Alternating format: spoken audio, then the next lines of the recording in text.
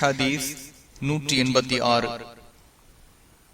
Abu Walid என்ற உபாதா இப்னு சாமித் ரலியல்லாஹு அன்ஹு அவர்கள் அறிவிக்கின்றார்கள், கஷ்டம், வசதி, வெறுப்பு மற்றும் மகிழ்ச்சி ஆகிய நிலைகளில் பேசவும் கட்டுப்படவும் எங்களையும் விடவும் அவற்றை தேர்ந்தெடுப்பதின் மீதும் நாங்கள் நபி ஸல்லல்லாஹு அலைஹி வஸல்லம் அவர்களிடம் சத்திய பிரமாணம் செய்தோம்.